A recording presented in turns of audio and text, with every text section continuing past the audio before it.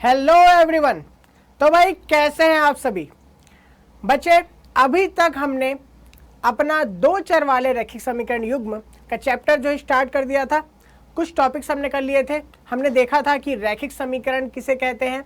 हमने यह भी देखा था कि भाई दो चर वाले जो रैखिक समीकरण होते हैं उनके जो युग्म होते हैं उसमें हलों की प्रकृति कैसे होती है और किस प्रकार से हम उसे निकाल सकते हैं। तो बेटा आज हम उसके संबंधित कुछ क्वेश्चंस करने वाले हैं यहाँ पे, और क्वेश्चन से आप आसानी से समझ पाओगे कि भाई वहाँ पे हलों की प्रकृति आप किस प्रकार से रैखिक समीकरण युग्म का प्राप्त कर सकते हो। ठीक है, तो हम पढ़ने वाले हैं आज हलों की प्रकृति ज्ञात करना। ठीक है, तो मुख्य रूप से आज हमारा मेन टॉपिक यही है। अब यहाँ पे अगर मैं बात करूँ, हमारे पास अगर एक दो चर वाला रैखिक समीकरण युग्म है, ठीक है, दो चर वाला रैखिक समीकरण युग्म है, तो उसकी प्रकृति की बात करें तो दो प्रकार की हमें देखने को मिलती है। सर आप तो बोल रहे थे तीन प्रकार की होती है। बिल्कुल तीन प्रकार की होती है, लेकिन वो जो तीन प्रकार की होती है उस पर डिपेंड करता है हमारे पास हलों की प्रकृति संगत होगा या असंगत होगा। अब संगत और असंगत में से बटकर हमें तीन प्रकार के हल देखने को मिलते हैं। ठीक है, संगत असंगत, करेक्ट। तो भाई संगत प्रकृति वाले रैखिक समीकरण युग्म और असंगत प्रकृति वाले रैखिक समीकरण युग्म क्या है। तो भाई जिन रैखिक समीकरण युग्मों का हमें हल प्राप्त हो जाए वो संगत होगा। तो आपने देखा था ना तीन प्रकृति, तो संगत में वो दो प्रकृति सम्मिलित है। हल प्राप्त हो जाए मतलब एक हल हो, ठीक है। अगर एक हल प्राप्त हो जाए तब भी वो संगत कहलाएंगे, और अगर अनगिनत हल प्राप्त हो जाए तब भी वो युग्म संगत कहलाएंगे। करेक्ट, ठीक है। हल प्राप्त होना चाहिए, जो आपके युग्म है संगत कहलाएंगे। अब मैं बात करता हूं असंगत की। असंगत कब होगा? क्या बचा? एक ही तो बचा। जब कोई हल नहीं होगा, कोई हल नहीं, तो हमारा क्या हो जाएगा? ये असंगत कहलाएंगे। जो रैखिक समीकरण युग्म है वो कैसा कहलाएंगे? असंगत कहलाते हैं। ठीक है, तो हमने पिछले बार ये तीन प्रकृतियां देखी थी। तो भाई इनमें से जिनमें हल प्राप्त हो रहा है वो रैखिक समीकरण युग्म की प्रकृति संगत कहलाता है, और जिसमें हल नहीं प्राप्त हो रहा है असंगत कहलाता है। इसी को हम एक हल की जगह अद्वितीय हल भी कहते थे। ठीक है, तो इसमें कोई भी बच्चा कंफ्यूज नहीं होगा। एक हल कह लो चाहे अद्वितीय हल कह लो। ऐसे अद्वितीय हल कहना ज़्यादा बेटर है, ज़्यादा सही है। अद्वितीय हल का मतलब होता है कि केवल एक हल होगा, दूसरा हल मिलेगा ही नहीं। ठीक है, तो ज़्यादा बेटर है आप अद्वितीय हल कहते हैं तो। ठीक है, क्लियर है। तो इतना तो सभी बच्चों को आसानी से समझ में आ गया। चाहो तो इस फ्लो चार्ट को बढ़िया से आप नोट कर लेना, आपको याद रखने में आसानी होगा। अब बात करते हैं एक एक करके, एक हल या अद्वितीय हल, अनगिनत हल, कोई हल नहीं। इसके लिए मैंने आपको क्या क्या कंडीशंस पढ़ाया था। मैंने आपको बताया था कि हमारे पास अद्वितीय हल होगा तो जब अद्वितीय हल होगा, या हम कहें एक हल जब प्राप्त होता है, तो जो हमारे पास रैखिक समीकरण युग्म है, मतलब दो चर वाले दो रैखिक समीकरण हैं, तो उससे हमें दो आलेख प्राप्त होते हैं। और वे जो दो आलेख होते हैं वे एक दूसरे को कट करते हैं। जो दो रेखाएं होते हैं वो एक दूसरे को क्या करते हैं? कट करते हैं। और जब कट करते हैं इसका मतलब एक ऐसा बिंदु मिलता है जो बिंदु क्या होता है? उभयनिष्ठ होता है। ठीक है, तो उभयनिष्ठ बिंदु होने के कारण हमको एक हल मिलता है। एक उभयनिष्ठ बिंदु के लिए हमें क्या मिलेगा? एक हल मिलेगा।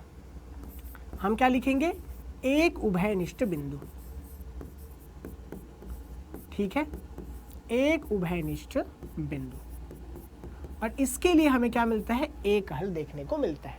ठीक है, तो भाई इसके मानक समीकरण से अगर मैं तुलना करके चलूं, इसके मानक समीकरण को मैं यहाँ पे आपको दर्शा देता हूं ताकि आपको कोई कंफ्यूजन ना हो। a1 x धन b1 y धन c बराबर 0, और a2 x धन b2 y धन, इसको c1 ले लो तो c2 बराबर 0। करेक्ट। ये आपके पास अगर दो रैखिक समीकरण दिए गए हैं, मतलब रैखिक समीकरण युग्म दिया गया है, तो इसलिए हम कहते हैं कि हम यहाँ पे जो x और y और अचर पद, x और y के जो गुणांक हैं और जो अचर पद है उनके अनुपातों को लेकर तुलना करते हैं। पहले भी बताया था मैंने। तो भाई पिछली क्लास जो बच्चों नहीं देखे हैं जाके देखो और अच्छे से समझ में आएगा। इस क्लास में मैं उसका पूरा रिवाइज भी करा रहा हूँ आपको। तो यहाँ से कहते हैं जब एक हल मिलता है या अद्वितीय हल मिलता है तो हम लिखते हैं a1/a2 not equal to b1/b2। ये कंडीशन हम क्या कर लेते हैं, ये कंडीशन हम फॉलो कर लेते हैं। ठीक है, क्लियर है। चलो भाई अब सेकंड वाला कंडीशन देख लेते हैं। कौन सा कंडीशन? पहला कंडीशन तो अद्वितीय हल हो गया, दूसरा कंडीशन होता है अनगिनत हल के लिए। दूसरा कंडीशन क्या बताया? अनगिनत हल। अनगिनत हल या अनेक हल। ये स्थिति कब आएगी? जब मेरे पास कोई एक रेखा इस प्रकार से जा रहा है और जो दूसरा रेखा है वह भी बिल्कुल उसी के ऊपर से होकर जा रहा है। मतलब क्या है? एक दूसरे के संपाती है।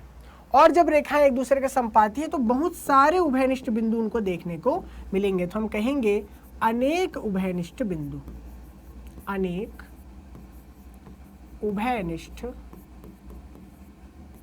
बिंदु। करेक्ट भाई, एक बिंदु नहीं मिल रहा है, अनेक उभयनिष्ठ बिंदु मिल रहा है, मतलब अनेक हल हमें यहाँ पे प्राप्त हो जाता है। ठीक है, तो जब अनेक हल यहाँ पे हमें प्राप्त होता है तो हम क्या करते हैं, हम लिखते हैं a1/a2 बराबर होगा b1/b2 बराबर होगा c1/c2 के। ये कंडीशन हमारे पास आता है। ठीक है, कोई डाउट नहीं है यहाँ तक? अगर कोई भी डाउट हो बिल्कुल कमेंट करके पूछ सकते हो। और अगर पिछली क्लास अटेंड की हो तो मैं श्योरिटी देता हूँ आपको भाई कोई भी डाउट नहीं आने वाला। पिछली क्लास अगर आपने अटेंड किया, ये तो मैं आपका रिवीजन करा रहा हूँ। तो भाई यहाँ देख सकते हैं ये प्रतिच्छेदी रेखाएं हैं, ये संपाती रेखाएं हैं। क्या हो जब एक भी हल ना प्राप्त हो, कोई हल नहीं। ठीक है, कोई हल नहीं। तो बेटा जब कोई हल नहीं मिलता तो क्या होता है? कोई भी उभयनिष्ठ बिंदु नहीं मिलता है। क्या होता है? कोई भी उभयनिष्ठ बिंदु नहीं मिलता है।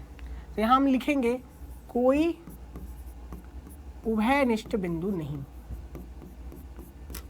उभयनिष्ठ बिंदु नहीं। ठीक है, कोई भी उभयनिष्ठ बिंदु नहीं होगा। रेखाएं एक दूसरे के समांतर हैं और एक दूसरे को कहीं पे भी कट नहीं करने वाले। तो यहां से हम क्या कहेंगे कि हमारे पास क्या कंडीशन आता है? a1/a2 बराबर होता है b1/b2 के, लेकिन बराबर नहीं होता है c1/c2 के। ये हमारे पास तीसरा कंडीशन आता है जब दो रेखाएं आपस में समांतर हो, मतलब कोई हल हमें ना मिले। ठीक है, तो तीनों कंडीशंस को बेटा आपको बस अच्छे से याद रखना है कि भाई एक कंडीशन ऐसा आता है जहां पे आपको रेखा कैसे मिल रहा है? प्रतिच्छेदी रेखा। ठीक है, रेखाएं कैसी मिल रही है? प्रतिच्छेदी। एक कंडीशन ऐसा आता है जहां रेखाएं आपको कैसे मिल रही है? संपाती। ठीक है, याद रखना, प्रतिच्छेदी में एक हल मिलेगा, एक जगह रेखा एक दूसरे को कट करेगी। संपाती में अनेक हल मिलेगा, अनेक जगह रेखा एक दूसरे को क्या कर रहा है? टच करके जा रहा है। और तीसरा कंडीशन आता है हमारे पास समांतर रेखा। समांतर रेखा। बेटा समांतर रेखा हो गया तो सिंपल सी बात है, रेखाएं समांतर होती है तो कहीं पे भी एक दूसरे को कट नहीं करती है, कोई भी उभयनिष्ठ बिंदु नहीं मिलेगा तो कोई हल भी नहीं मिलेगा। तो यहां से आप ये तीनों याद रखना, a1/a2 not equal to b1/b2। जब रेखा क्या हो? प्रतिच्छेदी हो, अद्वितीय हल हो, संपाती हो जाए रेखा तो a1/a2 बराबर b1/b2 बराबर c1/c2। और जब रेखा समांतर हो जाए तो a1/a2 बराबर b1/b2 और नॉट इक्वल टू c1/c2 होता है। ठीक है, चलो भाई इतना सब मैं पिछली क्लास में बताया था, इस क्लास में पूरा रिपीट कर दिया। अब अच्छे से बात करने वाले हैं किसके बारे में? क्वेश्चंस के बारे में, कैसे क्वेश्चंस को हम सॉल्व करें। पहला सवाल हमारे पास है, रैखिक समीकरण युग्म के हलों की प्रकृति ज्ञात करो। ठीक है, तो जैसे ही आपको ये बोलेगा ना, तो सबसे पहले क्या करना? सबसे पहले काम करना, लिखना a1 का मान। देखो यहाँ पे x का गुणांक 1 है, y का गुणांक 1 है। a1 का मान 1, b1 का मान 1, अचर पद क्या है? देखो 3 है, तो क्या C1 का मान 3 है? बिल्कुल नहीं, ये गलती कभी मत करना। क्या करेंगे भाई, इसको पक्षांतर करेंगे तो ऋणात्मक चिन्ह इसमें हो जाएगा। क्या होगा? ऋणात्मक चिन्ह। तो क्या लिखेंगे हम? लिखेंगे C1 बराबर -3। ठीक है, अगर किसी को डाउट है तो मैं इसको लिख कर भी बता देता हूं आपको। यहां से लिख लेंगे x धन y, पक्षांतर कर देंगे 3 को तो -3 बराबर 0, और यहां पर 3x ऋण 2y ऋण 4 बराबर 0। करेक्ट। अब कुछ लोग बोलेंगे सर देखो ये भी 3 था, ऋण 3 हो गया, ये भी 4 था, ऋण 4 हो गया, ऊपर नीचे अनुपात लेंगे, ऋण चिन्ह तो कट गया, क्या फर्क पड़ता है?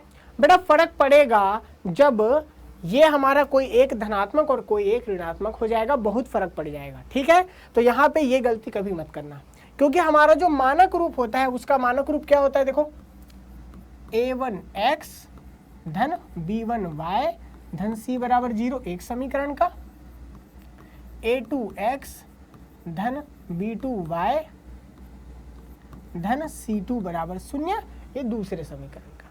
ठीक है, ये दो समीकरण के लिए मानक समीकरण हुआ।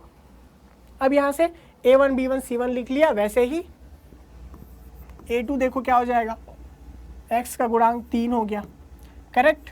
b2 देखो क्या हो जाएगा, y का गुणांक ऋण 2 हो गया, और c2 क्या हो जाएगा हमारे पास? c2 हो जाएगा ऋण 4। जब भी सवाल हल करोगे क्या करना, सिंपली सबसे पहले जो अनुपात आपके पास है वो निकाल लेना। तो अनुपात हम निकाल लेंगे, देखो a1 बटे a2 सबसे पहले निकालो। a1 का मान 1, a2 का मान 3 आ गया 1 बटे 3। ठीक है, इसके बाद क्या निकाल लो? b1 बटे b2 निकाल लो। देखो b1 का मान 1 है, b2 का मान ऋण 2 है। करेक्ट। इसके बाद c1 बटे c2 निकाल लो। देखो यहाँ पे c1 का मान ऋण 3 है, c2 का मान ऋण 4 है, ऋणात्मक चिन्ह कट गया तो कितना आ रहा है? देखो 3 बटे 4 आ गया। ठीक है, तो यहाँ देख सकते हो 1 बटे 3, 1 बटे ऋण 2 और 3 बटे 4। तुलना करना स्टार्ट करो, क्या a1 बटे a2 b1 बटे b2 के बराबर दिख रहा है? देखो यहाँ से बिल्कुल हम कह सकते हैं कि a1 बटे a2 जो है b1 बटे b2 के बराबर बिल्कुल नहीं है। तो क्या लिख देंगे? a1 बटे a2 not equal to b1 बटे b2। बेटा जैसे ही ये कंडीशन आपको दिखाई दे तो आप क्या समझ जाओगे, क्या कहोगे? जल्दी से कमेंट करके बता दो, मेरे लिखने से पहले आप लोग के कमेंट आ जाने चाहिए। ठीक है, तो इस कंडीशन को देख के आप क्या बोलोगे कि भाई कौन सा हल यहाँ पे दिखाई दे रहा है आपको? जब नॉट इक्वल टू 0 हो जाए, sorry not equal to b1 बटे b2 हो जाए, तो आपको c1 बटे c2 तक जाने की जरूरत ही नहीं है। हमने क्या कंडीशन बताया था कि भाई अगर ये नॉट इक्वल टू हो जाए एक दूसरे के, तो हम क्या कहेंगे कि अद्वितीय हल मिलेगा, मतलब रेखाएं प्रतिच्छेदी होंगी। ठीक है, कैसा हल मिलेगा? अद्वितीय हल मिलेगा। तो हम क्या कहेंगे? हम कहेंगे यहाँ पे अद्वितीय हल। अतः अद्वितीय हल, अद्वितीय हल प्राप्त होगा। ठीक है, इसलिए रेखा युग्म, ठीक है, रेखा युग्म कैसे हैं भाई? संगत हैं। कैसे हैं? संगत है। रैखिक समीकरण युग्म या रेखा युग्म कैसे हैं भाई? संगत है। अगर हल प्राप्त हुआ है तो बिल्कुल क्या है? संगत है। ठीक है, तो दो तरह के क्वेश्चन पूछ सकते हैं। आपको ये पूछ सकता है कि भाई ये रैखिक समीकरण युग्म मैंने आपको दे दिया, अब ये बता दो कि संगत है या असंगत है। या फिर ये पूछ सकता है कि प्रकृति बता दो कि भाई उसमें एक हल मिलेगा, अनेक हल मिलेंगे या फिर कोई हल नहीं मिलेगा। ठीक है, दो तरह से क्वेश्चन पूछ देता है। तो क्या कहोगे? संगत है, अद्वितीय हल मिल रहा है। ठीक है, चलो ऐसा ही दूसरा क्वेश्चन देख लेते हैं फटाफट से। तो यहाँ पे भी देखो सेम चीज है, 2 है, यहाँ पे 4 है, तो पक्षांतर हमेशा कर लेना। तो क्या करोगे? पक्षांतर करके यहाँ पे देखो 3x ऋण y, 3x ऋण y और 2 को पक्षांतर करेंगे तो ऋण 2 बराबर 0, और यहाँ से आ जाएगा 6x ऋण 2y, पक्षांतर करेंगे तो कितना आ जाएगा? ऋण 4 बराबर 0। करेक्ट। ठीक है, यहाँ से सिंपली आप क्या कर सकते हो? a1 का मान निकालो, देखो 3 आ जाएगा। b1 का मान निकालो, देखो कितना आ जाएगा? ऋण 1। c1 का मान देखो कितना आ जाएगा? ऋण 2। इसी प्रकार यहाँ से a2 का मान आ जाएगा 6, b2 का मान कितना आ जाएगा? ऋण 2, और C2 का मान कितना आ जाएगा, ऋण 4। करेक्ट, ये हमारे पास मान आ गए। अब यहाँ से क्या करोगे, सिंपली यही पे लिख लेते हैं, चलो इसको, ज़्यादा आसानी होगा आपको समझने में। चलो सिंपली अब क्या करना भाई, A1 A2 आपस में अनुपात ले लो, B1 B2 का आपस में अनुपात, C1 C2 का आपस में अनुपात। चलो भाई, तो यहाँ से देख सकते हैं सिंपली हम क्या निकालेंगे, A1 बटे A2 क्या आ रहा है, देखो 3/6 आ रहा है। हल करोगे 1/2 आ जाएगा, करेक्ट है। B1 बटे B2 देखो कितना आ रहा है, ऋण 1 और बटे में ऋण 2 है, ऋणात्मक चिन्ह हट जाएगा, 1/2 आ जाएगा। ठीक है, अब क्या है, C1 और C2 है, C1 बटे C2 कितना कितना है, देखो ऋण 2 है और ऋण 4 है, ऋणात्मक चिन्ह हट जाएगा, 2 दूनी 4 हो जाएगा, हल आपका आ जाएगा 1/2।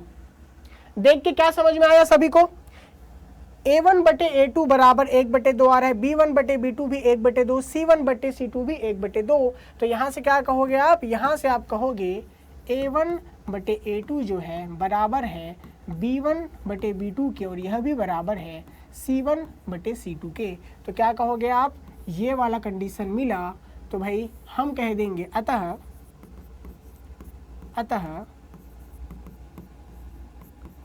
अनेक हल, ठीक है, अतः अनेक हल प्राप्त होगा।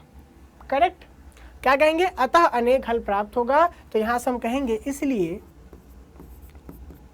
रैखिक समीकरण युग्म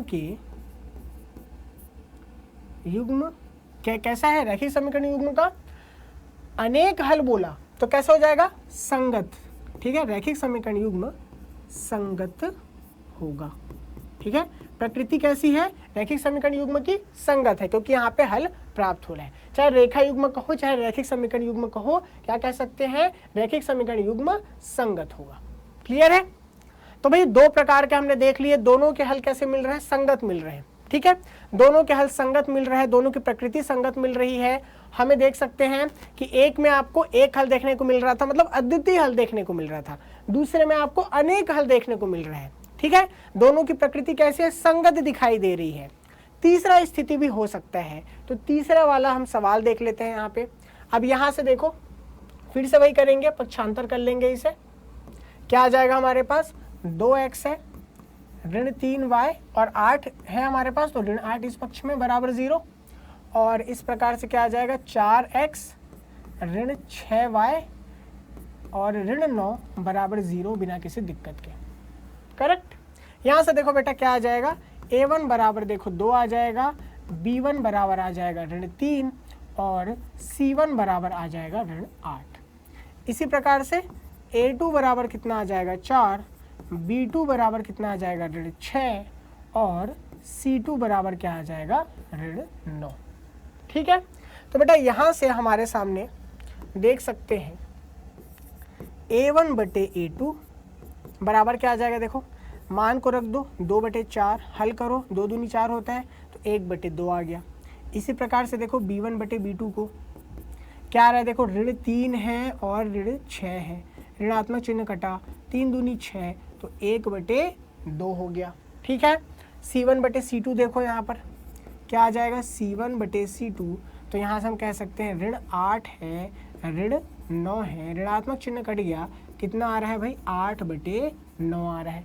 तो यहाँ पे क्या क्या बराबर है, A1 बटे A2 ये बराबर है B1 बटे B2 के, और ये नहीं है बराबर किसके, C1 बटे C2 के। ठीक है, तो बहुत ही आसानी से यहाँ पे बता सकते हो आप, यहाँ पे बहुत ही आसानी से बता सकते हो आप कि भाई यहाँ पे देख सकते हैं A1 बटे A2 बराबर है B1 बटे B2 के, और यह दोनों ही बराबर नहीं है C1 बटे C2 के। ये वाला कंडीशन हमको यहाँ पर देखने को मिल रहा है। ठीक है, तो अगर ये कंडीशन आपको देखने मिल जाए तो हल किस प्रकार का होता है, तो हम जानते हैं, यहाँ से हम कहेंगे अतः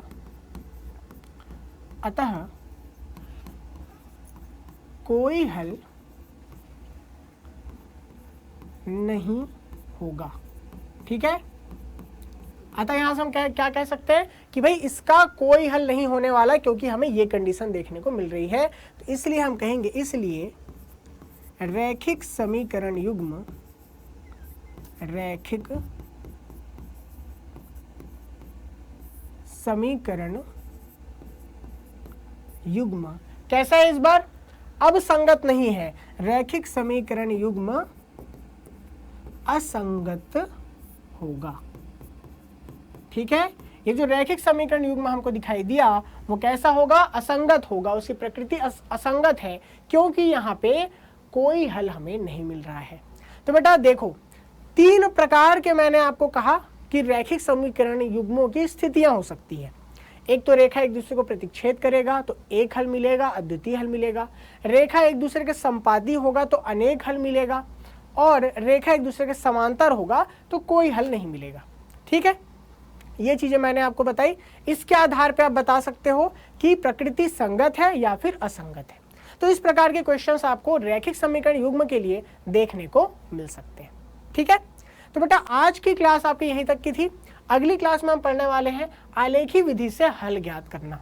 ठीक है, आलेखी विधि द्वारा हम कैसे रैखिक समीकरण युग्मों का हल ज्ञात कर सकते हैं, इसके बारे में हम अगली क्लास में पढ़ेंगे। ठीक है, अगर आज की क्लास अच्छी लगी है तो जल्दी से कमेंट करके बता दो, लाइक करके जाना और सभी फ्रेंड्स के साथ कर देना इस क्लास को शेयर। बेटा आपकी क्लासेस जो है इंग्लिश की 4 बजे, 5 बजे आपकी साइंस की क्लास और मैथ्स की क्लास 6 बजे होती है। तो डेली जरूर क्लास अटेंड करो और स्टार्टिंग से पढ़ो। अगर आप कोई भी क्लास छोड़ चुके हो तो पिछला जाके प्लेलिस्ट में जाके देखो, आपको सभी प्लेलिस्ट मिल जाएगा, सभी क्लासेस पुरानी मिल जाएंगी। ठीक है, तो जुड़े रहिए पढ़ के तो देख के साथ। Thank you, bye bye.